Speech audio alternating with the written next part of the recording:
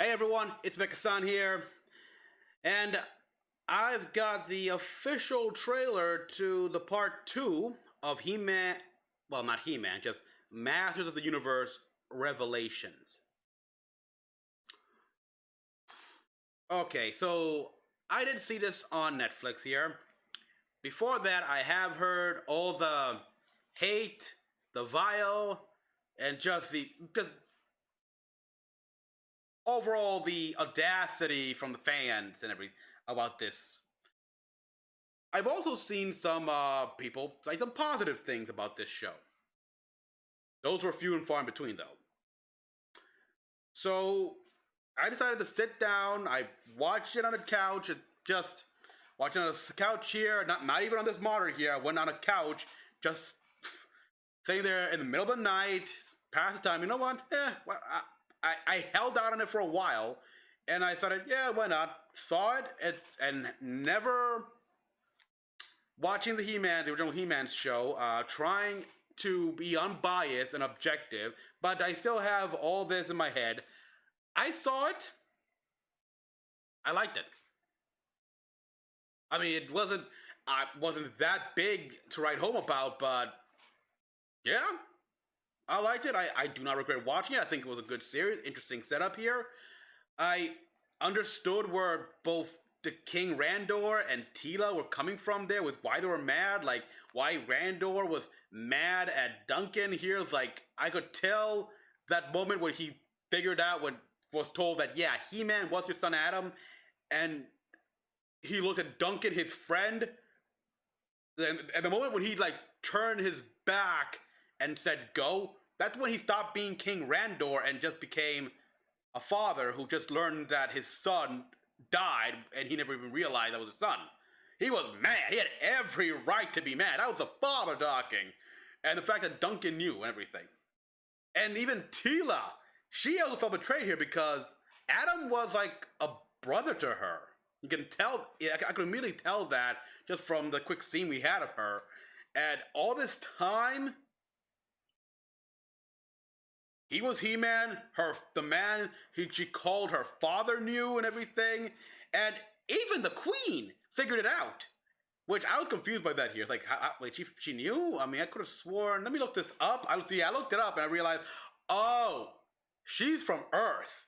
So of course she can see the obvious. I mean, she grew up with superheroes. She grew up with stories about superheroes, Superman, Batman. It's like she can tell, like in world of magic, stuff like that. So she can easily piece together the dots, even though for everyone else, not so easy.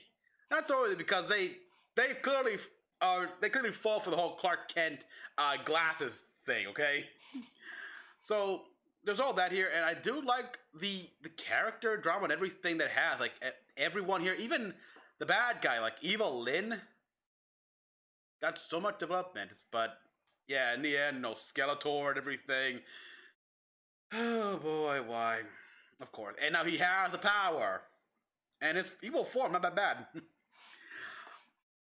I also saw the CGI series, a brand new original take on He-Man series. Now that one, I went in like expecting to hate it. I loved it. I loved it. It was great. It was Yuri Lowenthal's Adam here, and oh, it was hilarious. Skeletor stole the show. He had me laughing at so much of the humor and the things he said and did. The guy was evil, and it was a breath of fresh air, because in the end, even as he was just Keldor, he wanted a throne. That's it. He wanted power. He wanted to rule. He was power hungry. He thought it was all his. There was no tragic backstory, no reason to be sympathetic, no like look at me, be proud of me, daddy, or nothing to make him sympathetic. He was evil, and when he fully embraced that, he just relished in it as Skeletor. It's like just a little joke here, like when he told the captain of the guards there to like go jump off a tall rock or whatever. It's hilarious. His speech, his mannerisms, and just the. I love it when King Randor finally sees his brother for 10 years. Like he's not even fazed by by the skulls. Like, look, doesn't any of this shock and horrify you? Any of what? You get a haircut? That was just brilliant right there. And it showed that he's also smart. Like, come on, he knew, obviously, he didn't trust Evelyn and Trapjaw in the very beginning here. They established that, so he knew they're gonna betray them, so he set them up. He set them up to return everything, and those two guys, plus Beastman, Rakaz, they wanted power. They got power. And now they are slave to it. Oh, there is a good moral there. And yeah, the transformation of the heroes here, like also I guess on the villains here because they do steal the show, but the heroes are also great here. I loved this version of Cringer here where he's not a coward. But there's a reason for why he's called Cringer here and why he's kind of cautious here. Yeah, I respect that. So yeah, like that was great. It's good. It was a good fun time, and I watched for myself, people. Now I think we've got 6 minutes here, so let's just watch this and dissect it. Skeletor has the power and everything, so what happens now? We want to believe in an ordered universe. Some grand architecture Holding us hold. together. Yeah. But alas, after all these years, He-Man. we know the real secret of Greyskull. What? There is only power. Oh, no. I have the power. Oh, boy, really? Yeah, I'm not surprised. I'm not surprised they came to that conclusion. Wow. Idiocies of the past will no longer be tolerated. You're the new sorceress? The only way we can stop this sorceress is with another sorceress. You're finally embracing your... All right, yeah. We're going to have to fight. If I can tap into the power, I can stop her. All right, so that's something. Eternia will remember this historic moment when Skeletor finally killed Tila. Oh, wow. What are we laughing at? Yeah. See, the sword is just the conduit. Really? But the spark? That was always me. Really? By the power of Greyskull!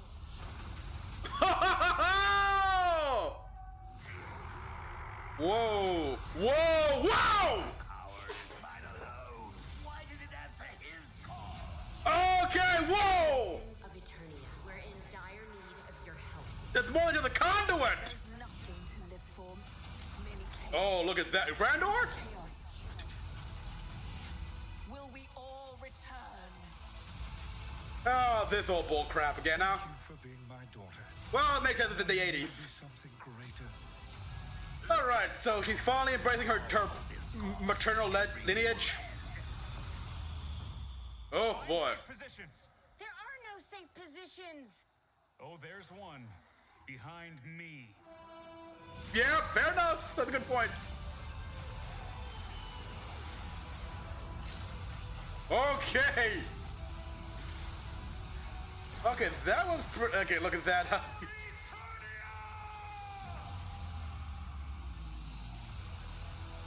Back to the universe. All right, that was pretty good. Whoa! Oh, you guys are in trouble now. Orko's back? Okay, he's still alive. Little guy's still alive. All right, so pretty much Skeletor came to the realization that every villain from the golden oldies comes to realize that in the end, there is the only thing that matters. There's only power in the universe. There's no Grand Architect. It's all about power and everything, blah, blah, blah, because they're shallow. They can't see that deep. And yeah, that's perfect. That is all that Skeletor should see. Because he's a prime of the time. And that's the thing. All villains only ever see power here. In the 80s, they were just blinded to just that. Now he has the power and everything.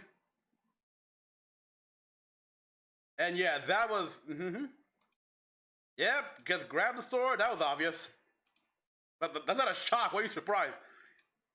No, the bumbling idiocy of the past will no longer be tolerated.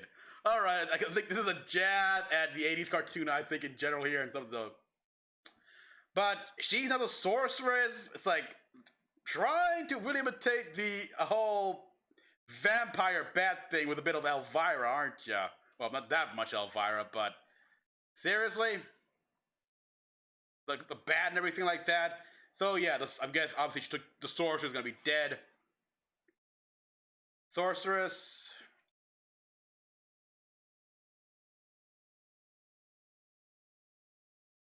Man, the look on her face, it's like she's questioning if I got what I wanted. I got this ultimate power. Now, what? Because that's what it felt like in the show here. Like she was starting to realize that what was she fighting for? What's the point anymore? It's like this power, what did this get me? Now she's got the power, and what does she have? Big whoop. It's like she still feels hollow. Still feels like empty. And also, yeah, we got this as well. All right, so Tila, it's now, because, yes, Tila is the daughter of the sorceress. Something that was even carried over in the 2000s cartoon, and even in the new CGI cartoon here. Like, they really try to hide that. It's like, just say it. I mean, I get it. You have your job as guardian of Castle Greyskull is important in the powers that recited, and that means you have to sacrifice something so basic as motherhood. But at this point, just oh boy, why do I feel like the sorceress's final words would be live on, like acknowledging that Tila is her daughter? And don't get me wrong, I have no problem with Tila eventually understanding her heritage, but yeah, it's like, that's what I feel like. And again, it'd be annoying for me, but it would fit with the scene of like the 80s here.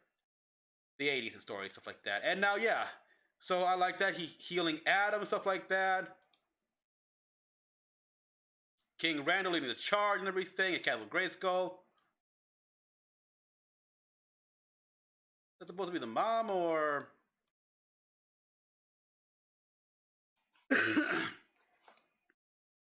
There's a king. There's a king. I think that's the mom. All right. I think that's the mother, of course, which, you know, makes sense, and she was a lieutenant. If I can tap into the power. Yeah, I like where this is going as well here, because in part one, Tila had gone very much anti-magic, because it's hard not to argue with her, because magic has been the big thing here, whether it be that has pretty much done all this. I mean, Skeletor's magic, even He-Man's magic, the whole Greyskull thing and everything. They want the mystic powers within Greyskull, so magic has always been a headache. And so yeah, I understand that she went anti-magic and like promoting more. Hey, technology is the way to go. Of course, we also saw how technology can be used for bad, but she wasn't wrong. But now she has to embrace the fact that, yeah, magic, you're gonna need magic. But this historic moment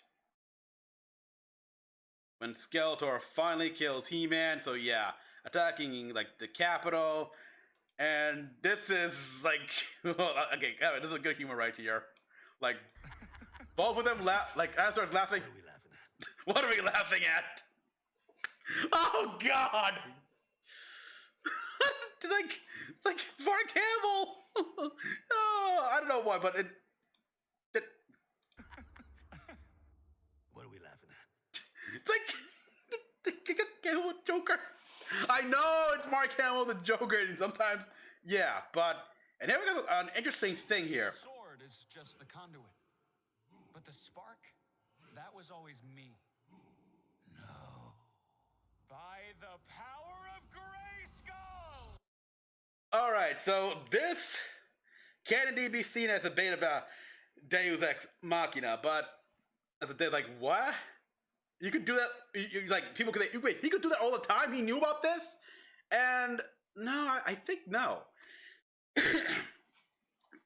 It's easy to tell that he eventually learned this little fact in the afterlife. Like, you know, when he was with his ancestors and stuff like that here, he probably, Greyskull and everyone there probably told him more of the history, or he learned more about whatever he could there. Learned that in the end, the sword is a conduit. You held the power, but we see it's a bit more than a conduit. The sword was wow, gone caveman barbarian there.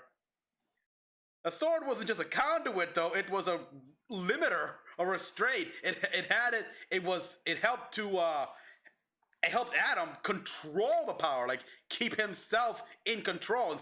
Instead, it's like awaken the beast within. It's like, or when Goku or Gohan goes Saiyan ape. Oh!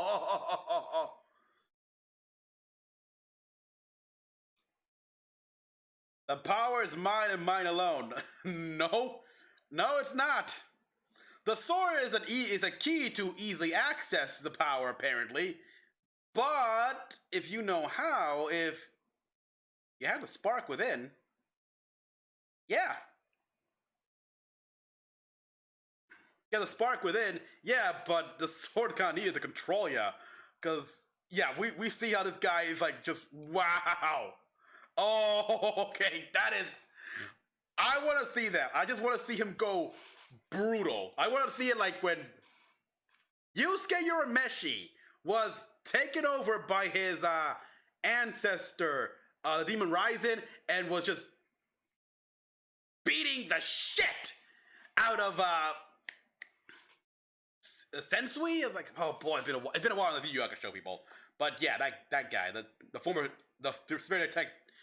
spirit detective of Earth before he was. So yeah, we see some good. We got the Key Randor here. There's okay, that's that's the other guy here, which we saw in the show. Skull. I don't know. Yeah, we saw how he was and everything, and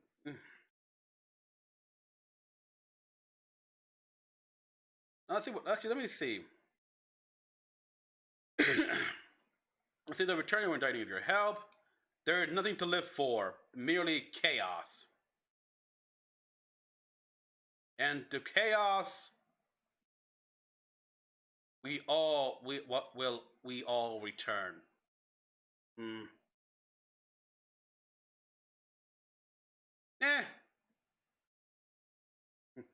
Why do I feel like I kind of want to cross over with Rick Sanchez comes in here and says it just pretty much lays it more flat on her. It's like, yeah, you're wrong. Yeah, trust me, you are way off the mark there. Trust me, there's nothing to look over here. There's no order, chaos, who cares? In the end, nothing matters. We all live, we die, the universe goes on, doesn't matter. It's happening infinite times, or infinite universes, nothing, blah, blah, blah. Thank you for being, alright, so we got, obviously, reconciliation, and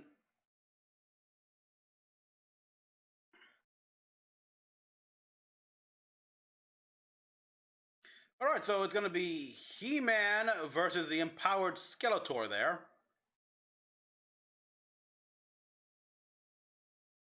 Alright, so hopefully this will be the final fight here, because, okay, the first episode began with the big, it had the ending fight thing, but now this is apparently supposed to be the big ending fight here, and yeah, sure. Those Shadow Beasts? That makes sense, it's dark after all.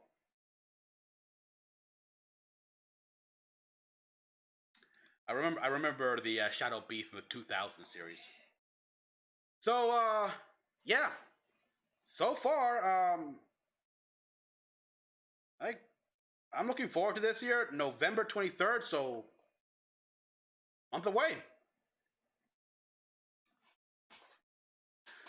I saw part 1, I enjoyed it. I don't really get the hate here. It's like, I think a lot of people told me they felt misled here, thinking it's going to be about He-Man. Oh, I can see that here, but then again, the title is Masters of the Universe, not He-Man and the Masters of the Universe. I mean, I liked how everyone got the chance to, well, most of everyone got some attention, some character development, stuff like that here. Sort of bring them slightly into the modern age while still staying true to their 80s roots. Alright, so yeah, everyone, thank you for watching. As always, Kanalo Juwal-san, like, subscribe for more videos. So next one, this is Mecha-san, logging out.